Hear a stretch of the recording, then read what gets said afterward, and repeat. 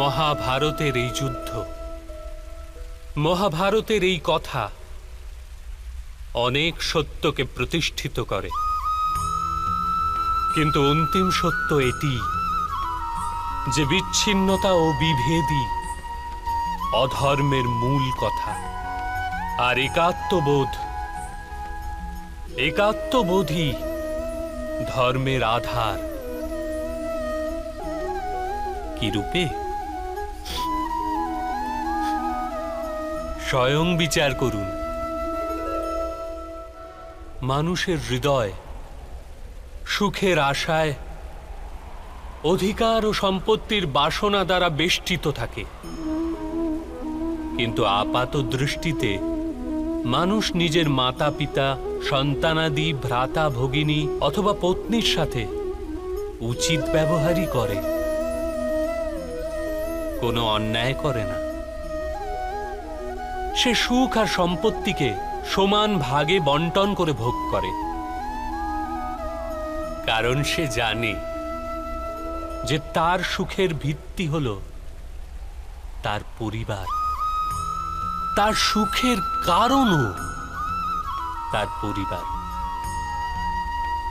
মানুষ এও জানে যে তার সুখ সমাজ থেকে প্রাপ্ত হয়, কিন্তু সে সমাজের সাথে অন্যায় করেই ফেলে, সমাজকে শোষণ করতেই থাকে, কারণ সে সমাজকে নিজের সুখের কারণ বলে মান্য করে না, সে সমাজকে নিজের সুখের সাধনা মান্য করে।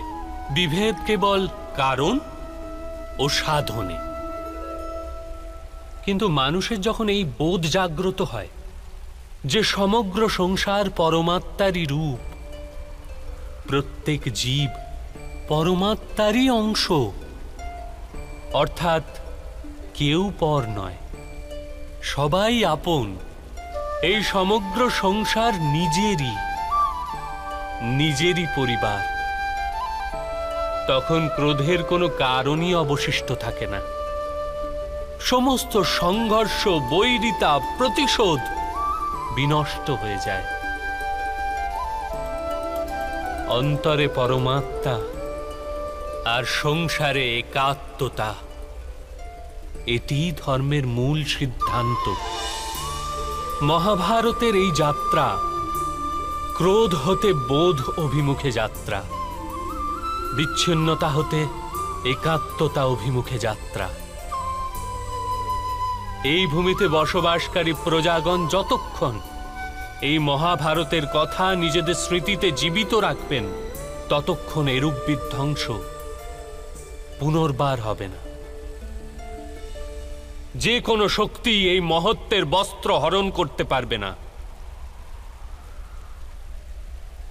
এই যাত্রায় আমার সাথে গমনকারী যাত্রীকে আমি অভিনন্দন জানাচ্ছি। তাদের হৃদয়ে ধর্মের বীজ স্থাপিত হয়েছে, সেখানে ধর্মের পুষ্প বিকশিত হয়েছে।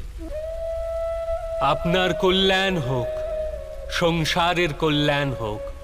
ওম সহনাভবতু। ঈশ্বর আমাদের রক্ষা করুন। সহনৌ ভুনক্তু।